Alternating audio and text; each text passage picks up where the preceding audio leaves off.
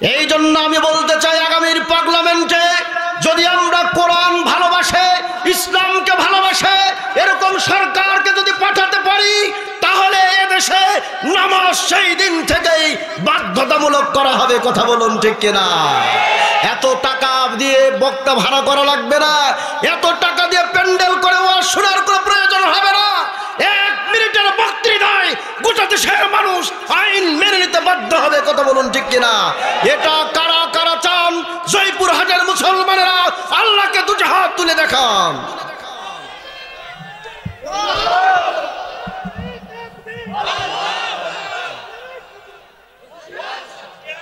কোরআন আমাদের সংবিধান, এ কোরআন দিয়ে আগামীর পার্লামেন্ট চলুক, এ কথা যে নেতা বলবে তার সাথে আমরা থাকতে রাজি আছি। কথা বলুন ঠিক কিনা? অন্যথায় তাদের সাথে আমাদের কোনো সম্পর্ক নাই। বুঝি না জামাত ইসলামী, বুঝি না বিএনপি, বুঝি না জাতীয়তাবাদী, বুঝি না অন্য কোন দল, বুঝি না চরমরাই, বুঝি না আট্টসি, বুঝি না ফরফুরা। যারাই বলবে আমরা সংসদে গেলে আল্লাহর কোরআন দিয়ে দেশ চালাবো, যারাই বলবে আমরা সংসদে গেলে এদেশ আমরা কোরআন দিয়ে চালাবো, আমরা সে দলের পক্ষেই থাকতে রাজি আছি। হে জয়পুরহাটের মুসলমানেরা, আওয়াজ দিয়ে বলুন কথা ঠিক কিনা? لا إله إلا الله وحده لا شريك له ونشهد أن سيدنا وسندنا ومولانا محمدا عبده ورسوله الذي أرسله بالحق بشيرا ونذيرا وداعيا إلى الله بإذنه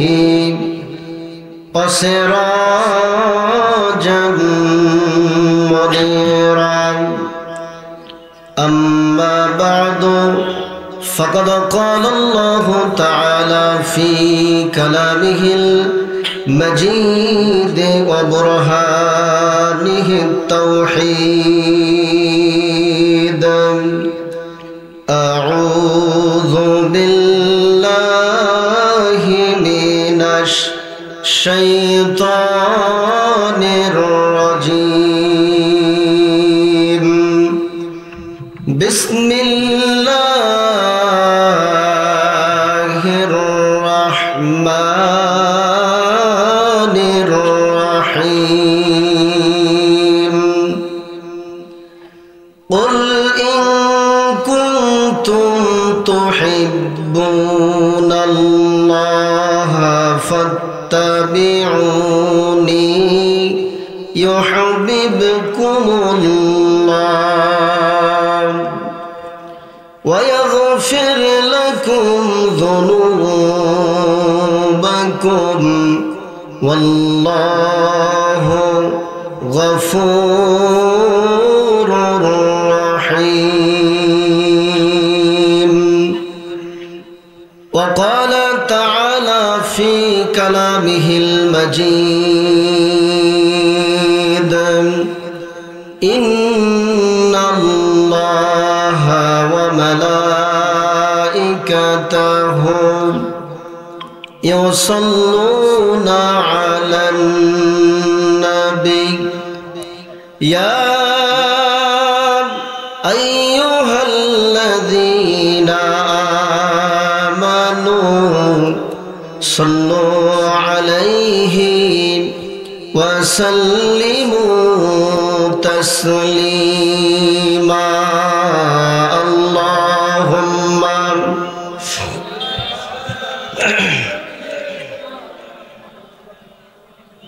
আমরা যে দরুদ নামাজে পড়ি সে দরুদ একবার মোহাব্বতে পড়ি। তাই বলে মনে করবেন না যে হুজুর ফতোয়া দিয়ে গেল ইনডাইরেক্টলি যে এই দরুদ পড়া যাবে না। যে দরুদ নামাজে পড়েন সে দরুদ একবার পড়লে মহান আল্লাহ সঙ্গে সঙ্গে ওই বান্দার প্রতি 10টা রহমত নাজিল করেন। সুবহানাল্লাহ। কয়টা রহমত নাজিল করে? কোন দরুদ পড়লে? নামাজে যে দরুদ আমরা পড়ি, দরুদে ইব্রাহিম, সকলেই মুহাব্বতে একটু পড়ুন। আল্লাহুম্মা সাল্লি আলা মুহাম্মাদিন ওয়া আলা আলি মুহাম্মাদ কামা সাল্লাইতা আলা ইব্রাহিম وعلى آل إبراهيم إنك حميد مجيد اللهم بارك على محمد وعلى آل محمد كما باركت على إبراهيم وعلى آل إبراهيم إنك حميد مجيد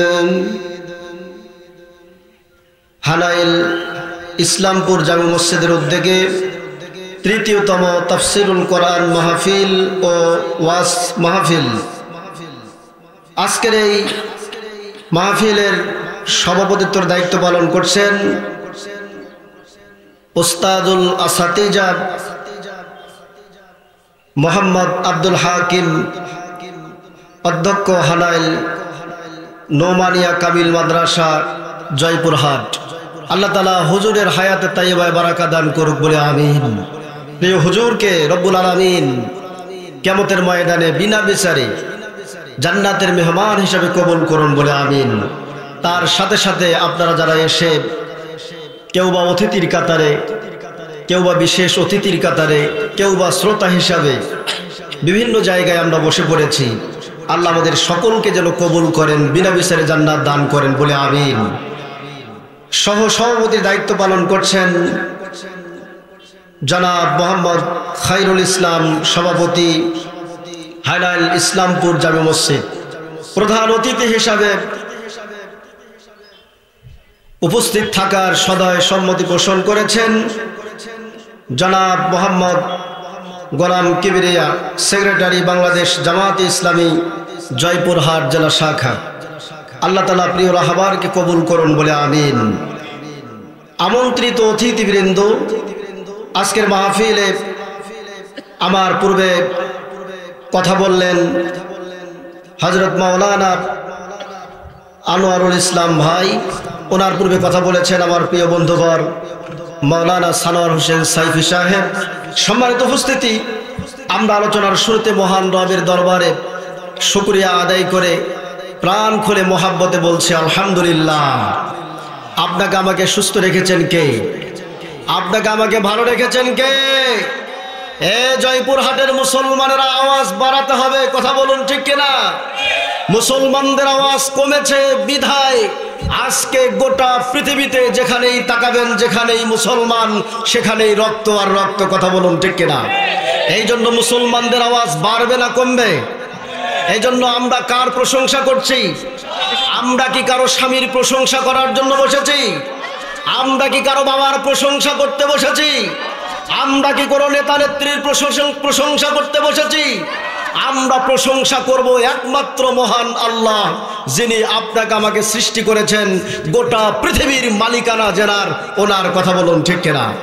এই জন্য আওয়াজটা জোরে হবে, নাচতে হবে। আপনাকে আমাকে তৈরি করেছেন কে? এখানে আসার তৌফিক দিয়েছেন কে? আপনি কার? আমি কার? এ জমিন কার? এ জমিনে আইন চলছে কার? আল্লাহর আইন চলে? আইন চলছে শয়তানের। কার আইন চলে? শয়তানের আইন চলে। কোন মুসলমান কি শয়তানের আইনকে মাথা পেতে নিতে পারে? আমরা সৃষ্টি আল্লাহর, আমরা আল্লাহর দেওয়া বিধান, আল্লাহর দেওয়া আইন মেনে চলতে চাই, কথা বলুন ঠিক কিনা?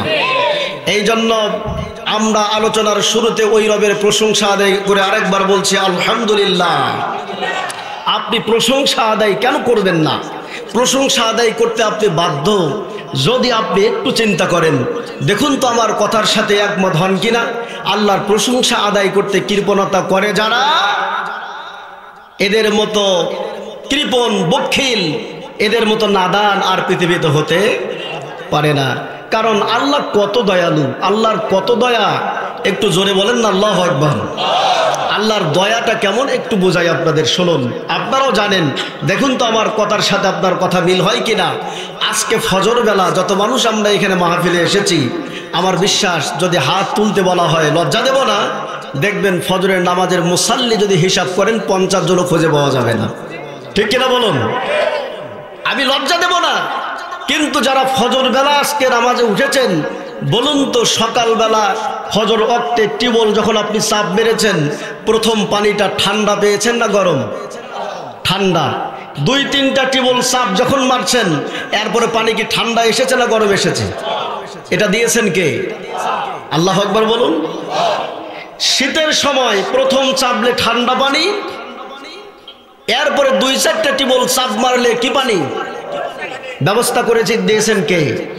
আমরা কি আল্লাহর কাছে চেয়েছিলাম? এই জয়পুরহাট এলাকার মুসলমানেরা শুনুন, মা বোনেরা দিলের কান দিয়ে শুনুন, ঠিক গরমের সময় আপনি টিউবওয়েল প্রথম যখন চাপ দেবেন, প্রথম কি পানি বাইর হয়? গরম। 2-4টা চাপা দিলে ওই টিউবওয়েল থেকে আবার কি পানি বাইর হয়? ব্যবস্থা করে রেখেছেন কে? এই জন্য আল্লাহর প্রশংসা আদায় করা দরকার আছে না নাই? এই জন্য সবাই সর্বোচ্চ আওয়াজ দিয়ে বলুন আলহামদুলিল্লাহ। এই কি জয়পুরহাটের মানুষের আওয়াজ? নারো আছে, জোরে বলুন আলহামদুলিল্লাহ। এই যে আমার মাঝখানে এই যে খুঁটি, এই পাশের লোকগুলি একটু আলহামদুলিল্লাহ বলুন তো। এই ভোল্টেজ আচ্ছা, এবার আপনারা বলুন তো। আপনাদেরকে আর একটু চান্স দেওয়া যাক, বলেন তো এবার, আবার বলেন, উভয়ে বলেন। এবার বিয়ে যারা করেন নাই তারা বলেন। এই যুবকের আওয়াজ, যাদের বিয়ে হয় নাই আরেকবার বলুন। যাদের বিয়ে হয়েছে তারাও বলছে, তারপরে তারা বুঝাচ্ছে যে হুজুর আরেকটা দরকার আছে। যারা বিয়ে করেছেন তারা বলুন তো, উভয় আরেকবার বলুন আলহামদুলিল্লাহ। আলহামদুলিল্লাহ সুম্মা আলহামদুলিল্লাহ। শুকরিয়া আমরা আদায় করলাম কার? আরেকটু আওয়াজ দিয়ে বলুন কার? দরুদ আর সালাম বর্ষিত হোক প্রিয় মানবতার মহান শিক্ষক, যেনার আদর্শ আর চরিত্র আপনার আমার চরিত্রের সাথে মিল করতে পারলেই 100% জান্নাতের গ্যারান্টি দিয়েছেন কে? সেই নেতা জনাবি মুহাম্মদুর রাসূলুল্লাহ সাল্লাল্লাহু আলাইহি ওয়াসাল্লামের রূহের উপরে বর্ষিত হোক দরুদ আর সালাম। বলছি আল্লাহুম্মা আমিন। সংক্ষিপ্ত দরুদ একবার পড়ি, আল্লাহুম্মা সাল্লি আলাই, আল্লাহুম্মা বারিক আলাই। সম্মানিত উপস্থিতি, আমি আলোচনায় চলে যাব। আমি আজকে আপনাদের সামনে সূরা আল ইমরানের 31 নম্বর আয়াত তেলাওয়াত করেছি। আল্লাহ চাইতো সেখান থেকে আমরা কথা শুনবো। তার আগে আমি আপনাদেরকে 2-1টি বিষয় একটু অবগতি করাতে চাই। সেটি হলো, আমরা শুনতে এসেছি আল্লাহর কোরআন, ঠিক না বলুন? এই কোরআন শুধু আলোচনা শোনার জন্য আল্লাহ তাআলা নাজিল করেছেন? শুধু কি এই কোরআন ভূত ধরলে, জিন ধরলে আমরা ফু দেব এই জন্য কি কোরআন নাজিল হয়েছে? এই কোরআন কি শুধু নাজিল হয়েছে মানুষ অসুস্থ হলে তার শিওরে বসে, তার কাছে বসে পড়ার জন্য? এ কোরআন কেন নাজিল হয়েছে? এ কোরআন আল্লাহ নাজিল করেছেন, এ কোরআন আমাদেরকে পরিচালনা করবেন। কথা বলুন ঠিক কিনা? আজকে গোটা পৃথিবীর কথা আমি বলবো না, গোটা পৃথিবীর কিছু কিছু দেশে এই কোরআন মানুষদেরকে পরিচালনা করে, কিন্তু বেশিরভাগ দেশগুলিতে কোরআনকে আমরা পরিচালনা করি। কথা বলুন ঠিক কিনা? আজকে বাংলাদেশে এই কোরআন আমাদের পরিচালনা করে না আমরা কোরআনকে পরিচালনা করি? আওয়াজ দিয়ে বলুন, আমরা করি না কোরআন করে? আমরাই করি। আচ্ছা, আমরাই যদি কোরআনকে পরিচালনা করি আর এই মতের উপরে আমরা যদি থাকি, জান্নাত পাওয়া কি যাবে? জান্নাতের গন্ধ পাওয়ার সম্ভাবনা আছে? এই কোরআন আমাদের পরিচালনা করুক, এই কোরআন পার্লামেন্টে যাক, আমাদের সংবিধান হোক, এটা কি আমরা চাই? কারা কারা চান আল্লাহকে দুটি হাত তুলে দেখান।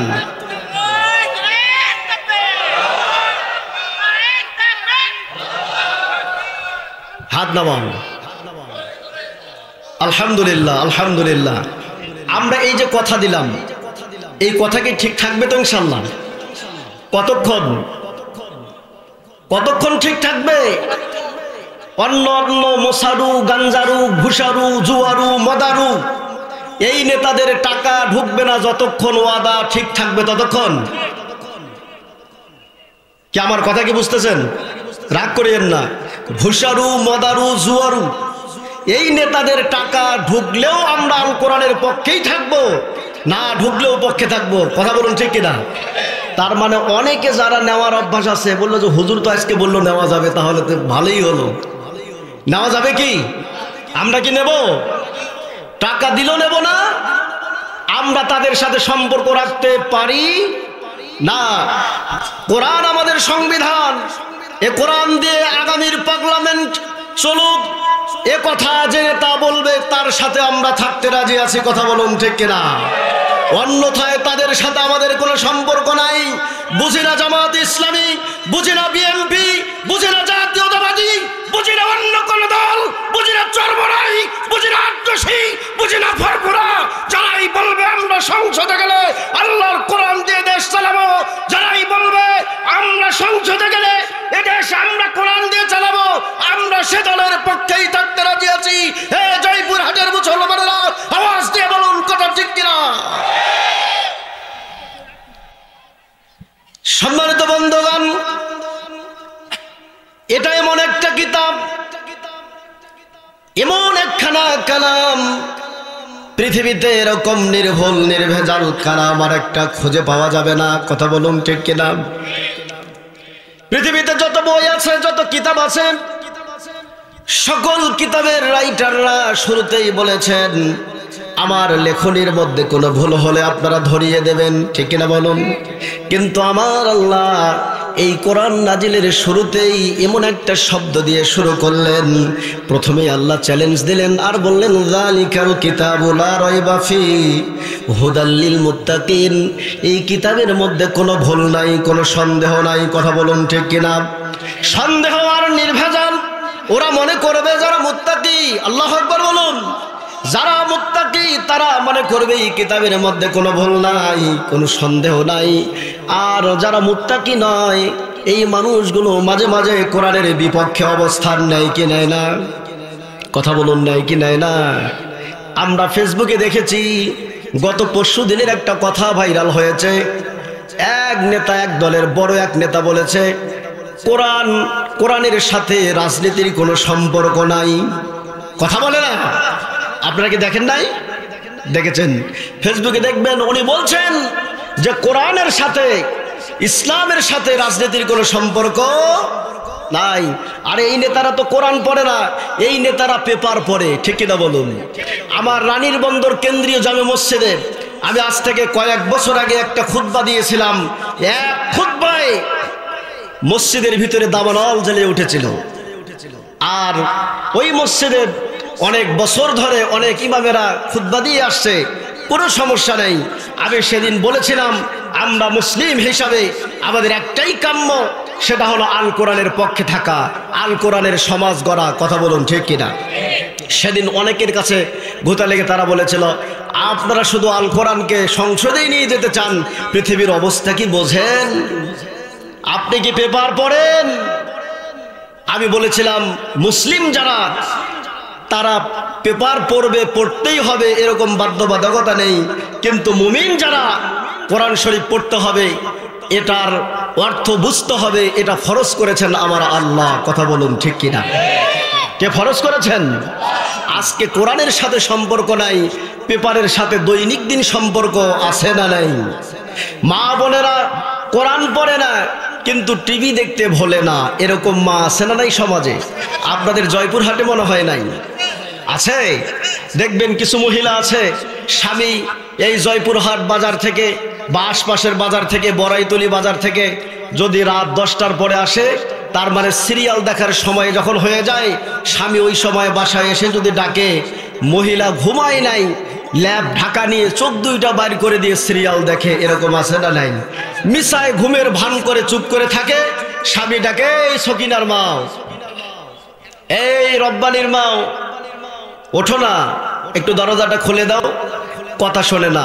স্বামী রাগ হয়ে যখন বলে এই উঠবে তো ওঠো, না হলে কিন্তু একদম দরজা ভাঙ্গে ঢুকবো, বাস দরজাটা কোনো রকম খুলে দিয়ে একদম সিটকে নিয়ে, বলেন না কি বলেন আপনারা, এটা কোনো রকম খুলে দিয়ে, আমরা বলি টুপ করে খুলে দিয়ে আবার ছুট করে শুয়ে একদম চুপচাপ। এবার সকিনার বাবা ঘরের ভিতরে ঢুকে বলে এই প্রাণের স্ত্রী আমাকে একটু খাদ্য দাও, খাবার দাও, আমি খাবো। বলে যে তোমার আসার সময় নাই, এত দেরিতে এসেছো, এই যে টিউবওয়েলে পানি আর টেবিলে ভাত পুছে নিয়ে খাও, আছে না নাই? আল্লাহ বলছেন হে নারীরা, আল্লাহ রসুলের মাধ্যমে আল্লাহ তাআলা বলেছেন কোন নারী যদি 4টি কাজ করে কোন বর্ণনায় পাওয়া যায় 5টি কাজের কথা যদি করে আল্লাহ তাআলা বিনা বিচারে কিয়ামতের ময়দানে 8টি জান্নাতের দরজা খুলে দেবে, যেদিক দিয়ে ইচ্ছা নারীরা সেদিক দিয়ে জান্নাতে যাবে। সুবহানাল্লাহ। মা বোনেরা, এর মধ্যে একটা হলো আপনার স্বামীর খেদমত করা, সেবা করা। এটা আপনারা করবেন, 5 ওয়াক্ত সালাত আদায় করবেন, আপনারা রমজান মাসে রোজা রাখবেন, আপনারা পর্দায় থাকবেন। আর একটা হলো কিছু কিছু এলাকার মহিলা আছে যে স্বামীর পকেট কাটে, আছে না নাই? হ্যাঁ, এ স্বামীর মাল সম্পদের হেফাজত করতে হবে। আবার কিছু পুরুষ ভাইরাও আছে যে মহিলাকে, নিজের স্ত্রীকে টাকা পয়সা দিতে চায় না, এরকম আছে না? আপনারা দেবেন, আল্লাহ আমাদের তৌফিক দান করুক বলে আমিন। তাহলে স্বামীর মাল সম্পদ এগুলি রক্ষা করার দায়িত্ব আপনার। আপনার স্বামী সকালবেলা কাজে গেছে, সন্ধ্যায় আসবে। আপনার স্বামী সকালে অফিসে গেছে, আসবে একদম বিকাল 4টা-5টার সময়। বাকি সময়টা স্বামীর সম্পদকে আপনাকে আগলাইয়ে ধরে রাখতে হবে। কথা বলুন, ঠিক কিনা? মা বোনদের জন্য ওয়াজ এতটুকুই হয়ে গেল। আসুন আমরা এখন সামনের দিকে অগ্রসর হই। এই কোরআন আল কারীম এমন এক কিতাব, এটা নির্ভেজাল নির্ভুল কিতাব। কথা বলুন, ঠিক কিনা? পৃথিবীতে 3টা জিনিস আছে যে 3টা জিনিসের দিকে তাকালেই রব্বুল আলামিন সওয়াব দান করেন এবং গুনাহ মাফ করেন। আল্লাহু আকবার বলেন। কয়টা জিনিস বলুন তো? আর একটু আওয়াজ দিয়ে বলুন, কয়টা? আরো জোরে। জোর হলো না। মার্কাটা কি? ও মার্কাও 3টা। 3টা জিনিস আছে যে 3টা জিনিসের দিকে তাকালে কি হয়? সওয়াব হয়। আর কি হয়?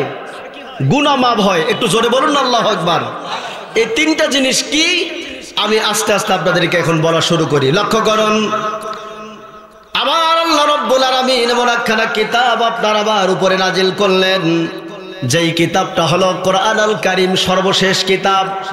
এই পৃথিবীতে বড় কিতাব 4খানা আল্লাহ নাজিল করেছেন, আর ছোট ছোট কিতাব যাদেরকে সহিফা বলা হয়, এগুলো সহ 1খানা 4খানা, 104খানা। 104খানা কিতাবের মধ্যে বড় কিতাব 4টার মধ্যে সর্বশেষ যেটা, তার নাম কি? আল্লাহর কোরআন। এই কোরআনের দিকে যারা আফসোসের সাথে, মোহাব্বতের সাথে, ভালোবাসার সাথে যারা তাকাবে, কোরআন আল কারীমের দিকে তাকায়া থাকলে আমার রব্বুল আলামিন সওয়াব দান করেন। সুবহানাল্লাহ বলেন। পৃথিবীতে আর কোনো কিতাব নাই যে কিতাবের দিকে তাকালেই আপনার সওয়াব হবে। আলহামদুলিল্লাহ বলবেন না? সে কিতাব, একমাত্র কিতাব, সে কিতাবের নাম কি? আল কোরআন। তাহলে এই কোরআনের দিকে তাকালেই যদি সওয়াব হয়, তাহলে এই কোরআন আমরা যদি মানি, তাহলে সমাজে শান্তি হওয়ার সম্ভাবনা আছে না নাই? কোরআন দিয়ে সমাজ চললে শান্তি হবে না, এটা কি মনে করেন আপনারা? কোরআন দিয়ে যদি সমাজ চললে শান্তি হবে কিনা বলুন? এটা আওয়াজ দিয়ে বলুন, হবে কিনা? শান্তি শুধু হবে এটা নয়, আমি শুরুতে যে এক্সাম্পল দিয়েছি আপনাদেরকে, যে শীতের দিনে টিউবওয়েল থেকে গরম পানি বাইর হয়, এটা কি শুধু মুসলমানদের বাড়িতে বাইর হয় না হিন্দুর বাড়িতে হয়? শুধু কি হিন্দুর বাড়ি আর মুসলমানের বাড়িতে হয়? সাঁতালের বাড়িতে হয় না? আচ্ছা, সাঁতালের বাড়িতে শুধু হয়, তাহলে ইহুদি আর নাসারার বাড়িতে বুঝি হয় না? সে মানুষ হয়ে যারাই এই টিউবওয়েল পরিচালনা করে চাপে, সেটা পশু যদি করে, সেও কি পাবে? গরম পানি পাবে। আলহামদুলিল্লাহ বলবেন না? ঠিক একইভাবে এই কোরআন যদি প্রতিষ্ঠিত হয়, এই কোরআন সমাজে যদি আইন চালু হয়, যেমনে মুসলমানেরা এখান থেকে শান্তি ভোগ করবে, সমপরিমাণ শান্তি হিন্দু, বৌদ্ধ, খ্রিস্টান, সাঁওতাল যত ধর্ম বর্ণের মানুষ আছে সবাই সমান অধিকার পাবে। কথা বলুন, ঠিক কিনা? কিন্তু আমাদের হাসুয়াপাড়া 17 বছরে তাদেরকে উল্টা পাল্টা বোঝায়া এদেশের মানুষদেরকে বহু দলে বিদলে বিভক্ত করেছে। কথা বলুন, ঠিক কিনা?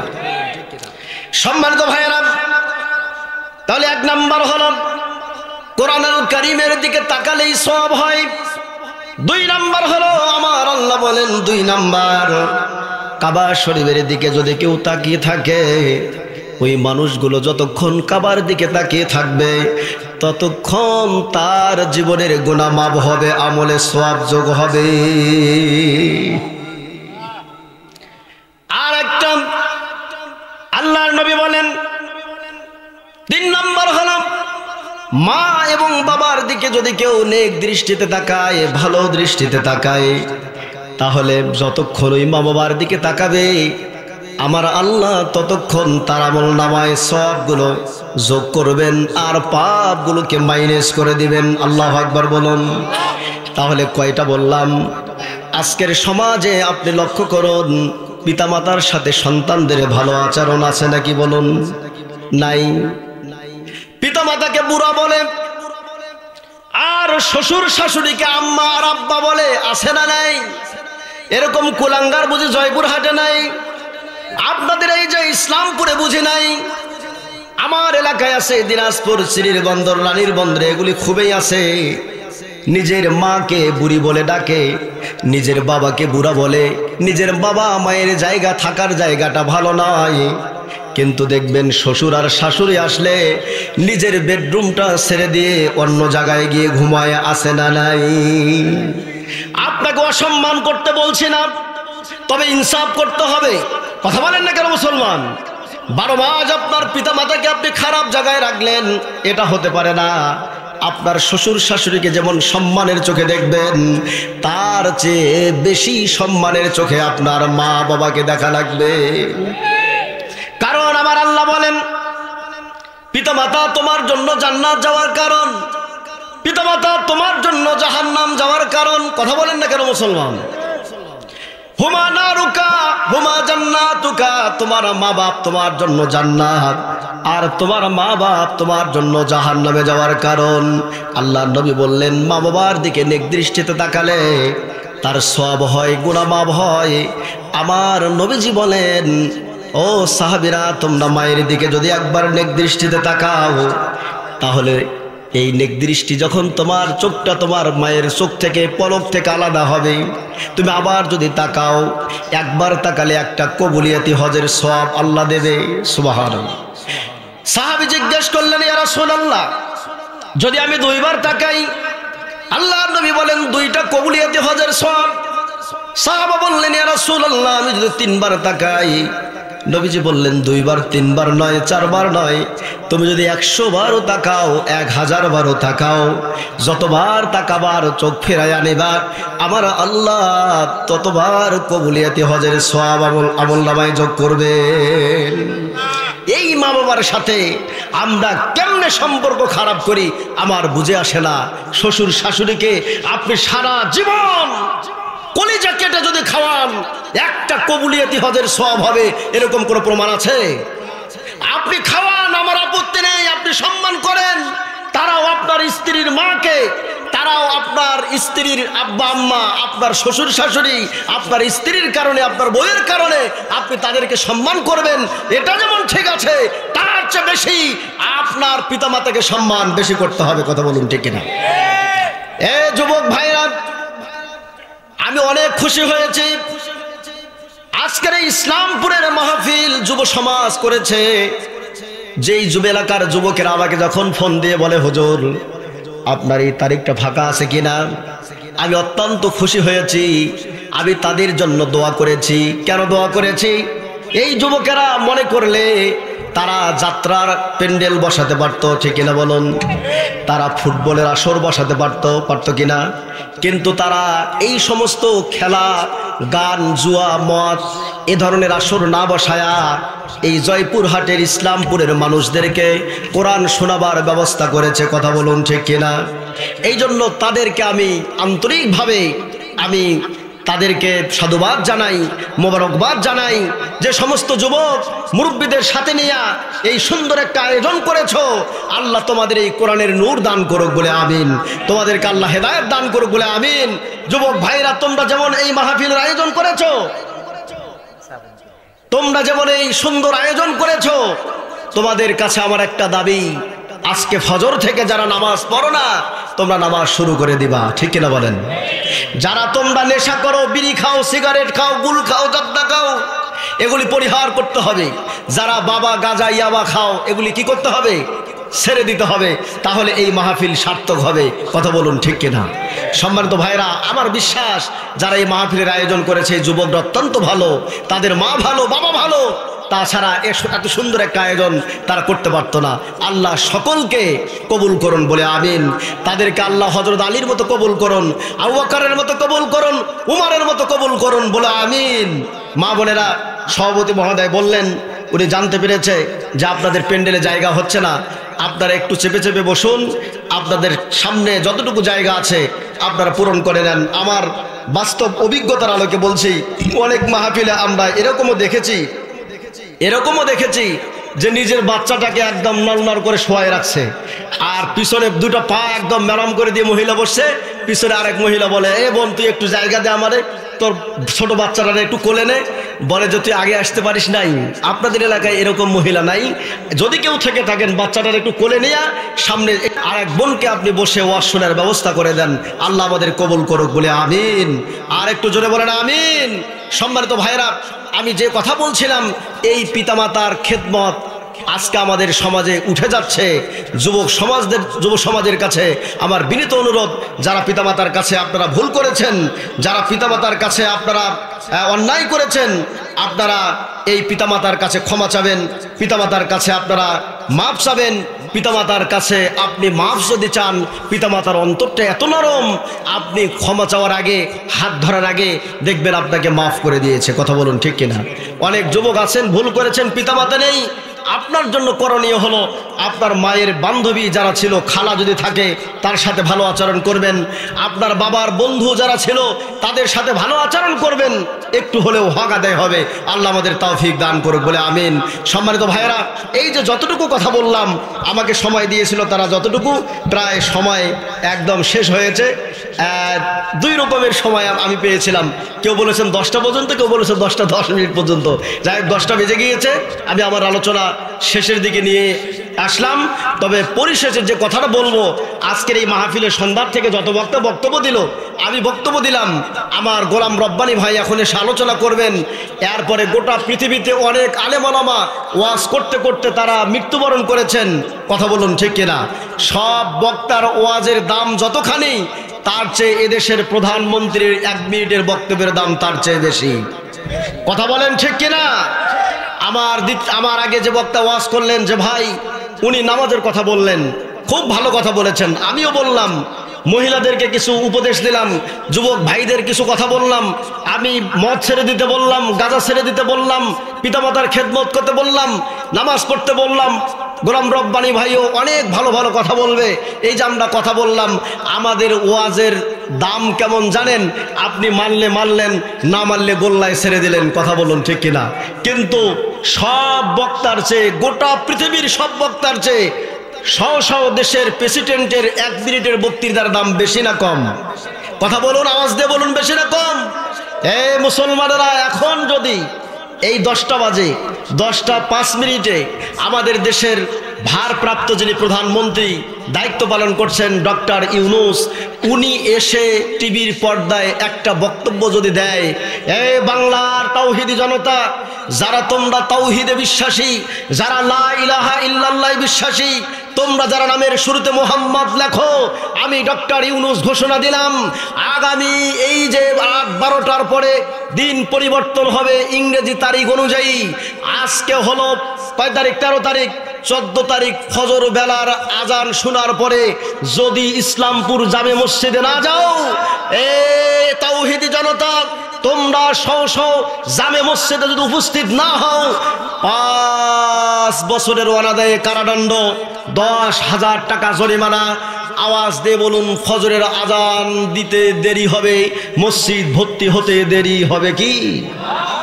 তাহলে সব আলেমদের 1000 ঘন্টার বক্তৃতার চেয়ে প্রধানমন্ত্রীর 1 মিনিটের বক্তৃতার দাম কম না বেশি?